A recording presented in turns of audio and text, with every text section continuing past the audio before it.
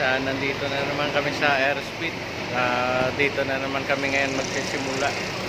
So pick up kami ngayon dito guys sa Las Piñas.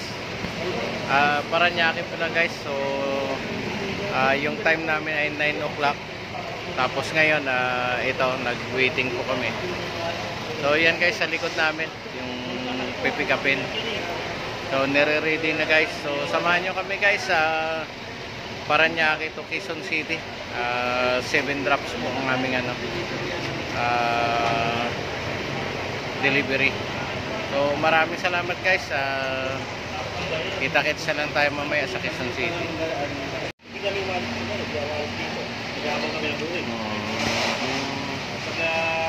So yan guys,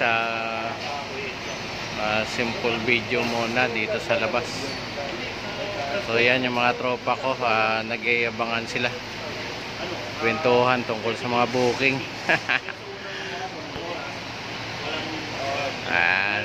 Yan ang buhay namin guys pagka kami ay nagtipon-ipon. So halos na sa 6 kami dito, puro Transportify. So andyan kami nag-aabang. Yan.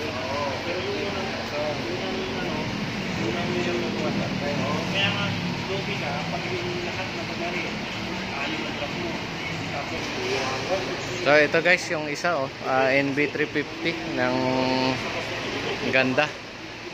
Ginamit lang sa pang-deliver ng Transportify. So ang mahal ng monthly niyan guys. So kami urban lang, 2012 model. 'Yon sa kabila guys. So ito naman guys, urban din, Nissan Urban. Ito L300. Yan.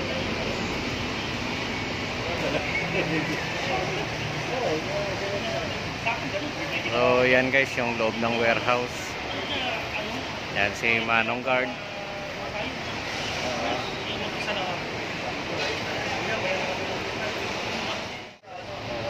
Yan na guys, inaayos na yung mga booking para ma-load na yung mga delivery boxes namin mamaya. So yan guys, sana maliliit lang na box kasi mabibigat din. Kahapon ay 2 piraso lang inabot kami ng kahit 3 tao ay hirap magbuhat. So yun guys, so maliliit lang. Yan.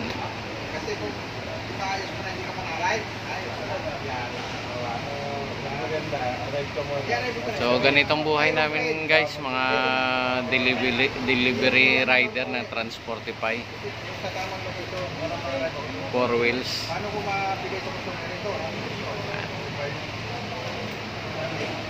Challenge ang aming biyahe nito mamaya. Pero Quezon City lang naman guys, Pasig, Makati, Quezon City yung last drop namin.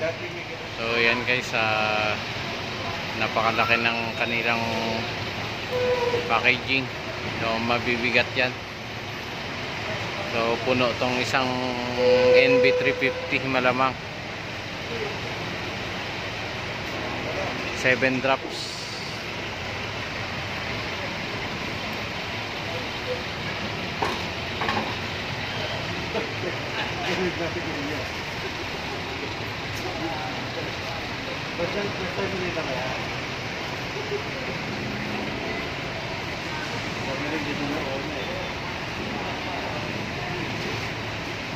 Alam mo, magaan. Yan na lang na. So yan guys, siguro pang-3 pa kami. Okay, nakarga na tong pangalawang van. Kasunod tong pang-3. So pang-4 pala kami. Nakaalis na yung unang van. Babae pa lang yung kaya matagal na rin kayo sa Transportify? Bago lang. Wala pa kayong helper? Babae. Yung okay lang yan.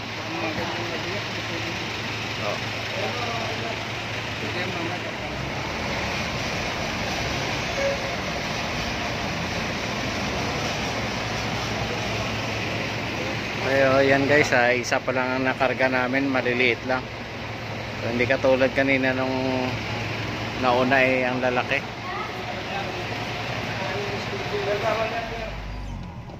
Yun, binawalan tayo ng guard na mag-video dun sa planta. So ayan guys, nandito na tayo ngayon sa unang drop off namin. Dito na muna kami sa Dasmariñas Makati. So dito namin i-drop yung unang delivery natin. So yun guys, ito lang ang buhay ko bilang helper ng Transportify. So sama-sama lang pag mayroong ibababa na delivery box, yan sasamahan lang namin. So guys, yung aming first na dito na drop off si Ma'am Christine Garcia. So yan, akala ko ito yung artista na si Jane Garcia pala yung artista. So expected ko dyan sabi ko Christine Garcia parang artista ito. So ito guys, malapit na yung bahay nila. Malalaki rin So mga mayayaman yung bahay, mga tao dito nakatira guys. Yan, ang laki ng bahay oh. Kaliwa kanan yan, puro mga may sasakyan. So hindi ordinaryong subdivision ito. Nandito lahat ng mga mayayaman, politiko, artista. So dito guys, kakaliwa tayo rito ngayon. So ganito lang guys, pagka ikaw ay delivery rider, lalong-lalo na sa mga driver, napakahirap mag deliver na naghahanap ka pa ng kliyente, nagte-text ka, nagda-drive, naghahanap ng booking. So yun ang isang pinag-aaralan ko kung paano ko magagawa ito.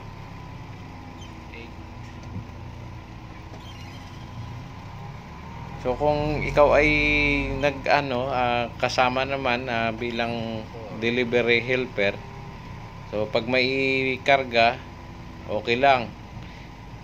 Pag may ibababa, okay lang din. So yun lang trabaho. Minsan naalala ko nung nag-deliver kami sa Antipolo guys. Napakabigat ng dala namin. So ito naman ang kasunod naming delivery. So dito sa building 2 daw. So sa Brixton. So medyo nahirapan din kami dito kasi naligaw-ligaw kami.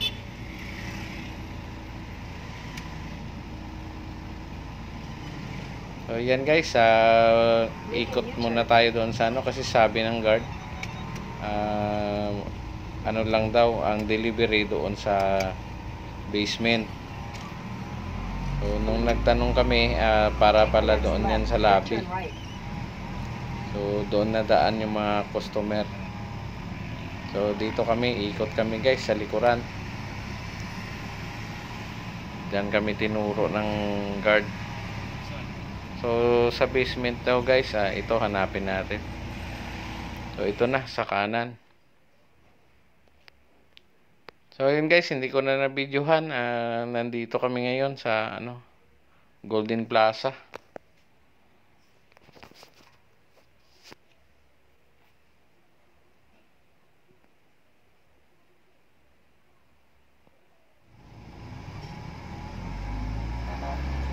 So yun guys, natapos na natin yung lahat ng delivery. Hindi ko na lahat nakuhanan ng video.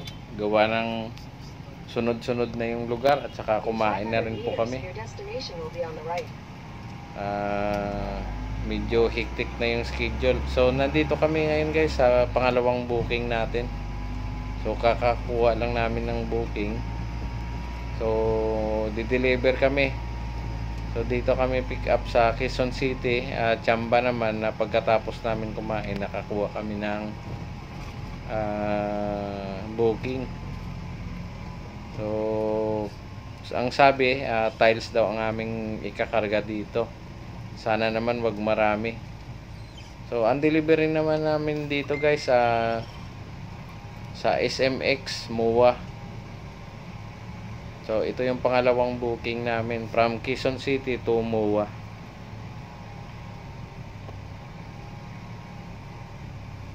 So, yan guys, malapit na, floor center. Hindi ko lang alam kung anong exact address nila dito. So, sabi floor center lang. Along EDSA lang po kami.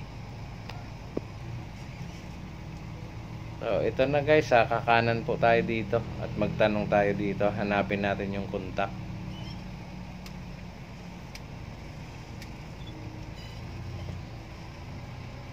Yan. Parada muna kami. So, yun, may guard doon sa loob. So, yun guys, natapos na naman ulit natin deliver. So, maraming tao doon sa SMX, hindi na ako nakapag-video. Nawili na ako sa kakatingin ng mga inchik. Maraming inchik dyan guys. So, ito, waiting na naman tayo ng booking. May traffic dito. So, ang gagawin namin, diyon muna daw tatambay sa dulo.